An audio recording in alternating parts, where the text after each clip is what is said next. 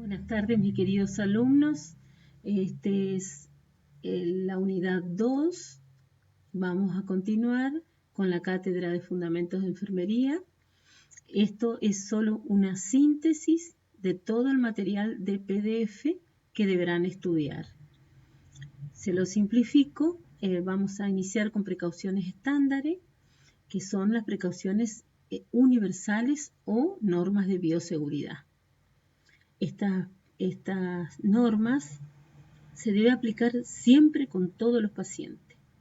Son las medidas de prevención cuyo objetivo es prevenir la transmisión de los agentes infecciosos durante la atención en salud de paciente a paciente y evitar la transmisión de microorganismos a través de las manos y de los equipos contaminados, etc.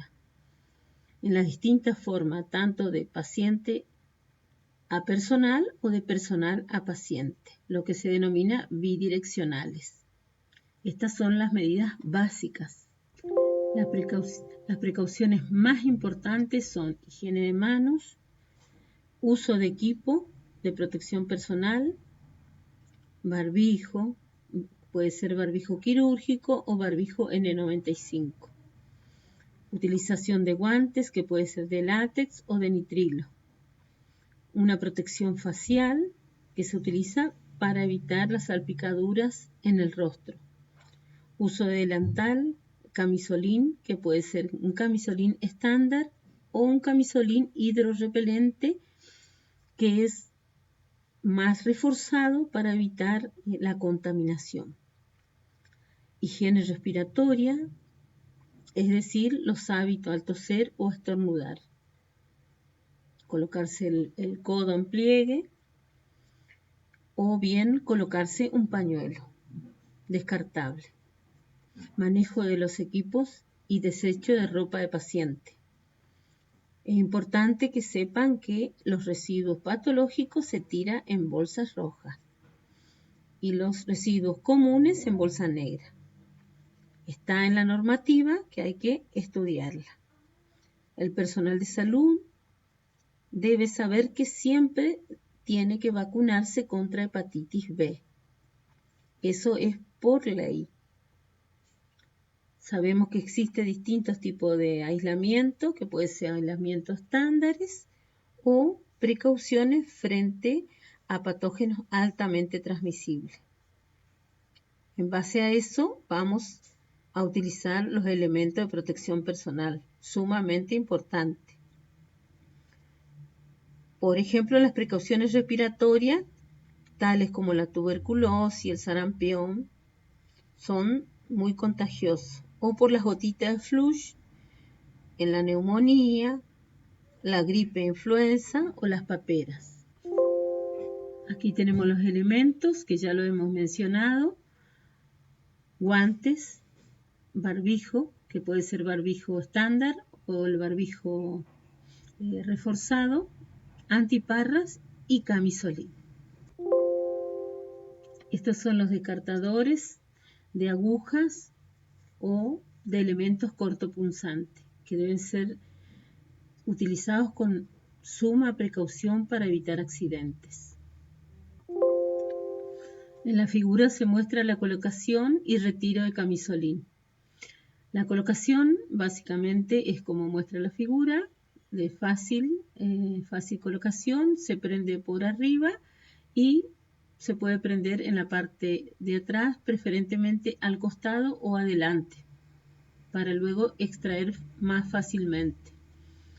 Con respecto al retiro del camisolín, es muy importante mirar y conocer la técnica, porque de esa manera se va a evitar la contaminación una vez utilizado. El camisolín, lo más importante es quitarse con precaución, tirar las mangas tratando de no tocar el uniforme, doblar la parte externa hacia adentro, como muestra la figura 3, sin tocar la parte contaminada. Eso es lo que deben mirar y realizar posteriormente. Luego desecharlo en bolsa roja. Acá vemos los guantes estériles. Para colocar los guantes estériles, manos limpias, uñas cortas, sin anillos. Verificar la figura. Miren la figura para desenvolverlo, colocar con la mano opuesta, tomando por la parte del doblez de la muñeca y viceversa con la otra mano. Luego la parte de abajo para quitar el guante, tocando solo del exterior y el otro con la mano desenguantada como en la figura.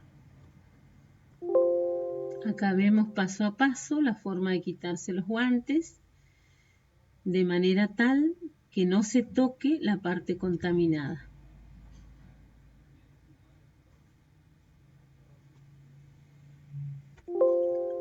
Acá tenemos las precauciones con respecto a COVID-19, con el lavado de manos frecuente, con agua y jabón, antes, después de comer y al regresar de casa. Estas son normativas generales: al toser y estornudar, cubrirse la boca con el pliegue del codo o utilizando un pañuelo. Evitar el contacto cercano con personas con síntomas respiratorios. No compartir vasos, botellas ni elementos de uso personal. Ventilar los ambientes, limpiar las superficies y objetos. Bueno, a esto le agregaría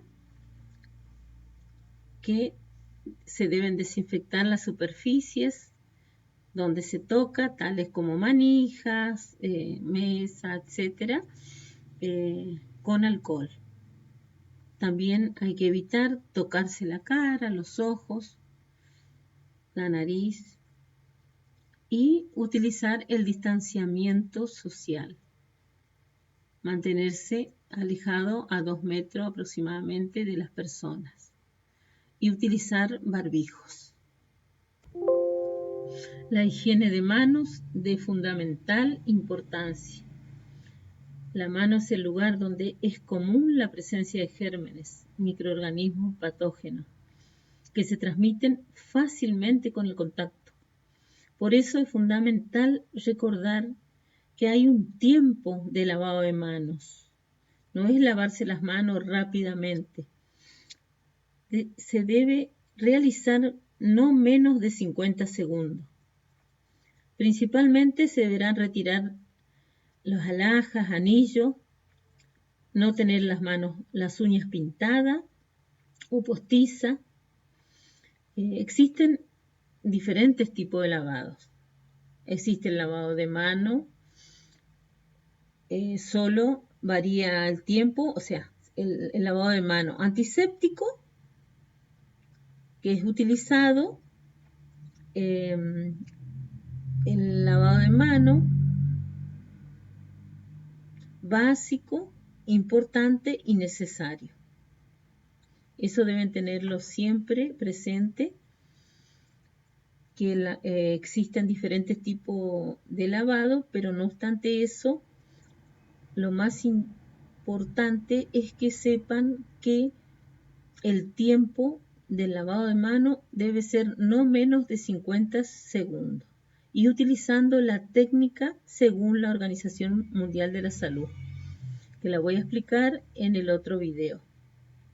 Sabemos que hay lavado de mano básico, social, antiséptico y quirúrgico y seco. Seco es cuando se realiza con alcohol y antiséptico si se utiliza una solución antiséptica. Deben saber los 5 momentos de higiene de mano, según la OMS. Acá en esta figura vemos el medio ambiente hospitalario, la localización de alto riesgo de los microorganismos, el paciente con su venoclisis y el entorno. También vemos la bolsa colectora de orina, que también es un lugar contaminante. Por eso es que deben conocer y memorizar y tener en cuenta siempre, como profesional de la salud, los 5 momentos para la higiene de las manos. 1. Antes del contacto con el paciente, o sea, antes de ingresar a la habitación del paciente se deberá realizar el lavado de manos. 2. Antes de realizar una tarea aséptica, por ejemplo, colocar una venoclisis. 3. Después del riesgo de exposición a líquidos corporales, es decir, si se vació la bolsa colectora de orina, se debe lavar las manos antes de realizar otro procedimiento. 4. Después del contacto con el paciente. Una vez que se le tocó al paciente, si se va a atender otro paciente, hay que lavarse las manos. 5. Después del contacto con el entorno del paciente. Antes de retirarse de la habitación, generalmente se llevan las bandejas, se llevan los elementos del paciente. Entonces, después de haber atendido a ese paciente, antes de iniciar otra actividad, se deberá lavar las manos por 5ª vez. Seguidamente, en el próximo video, se le explicará el procedimiento del lavado de manos. Gracias.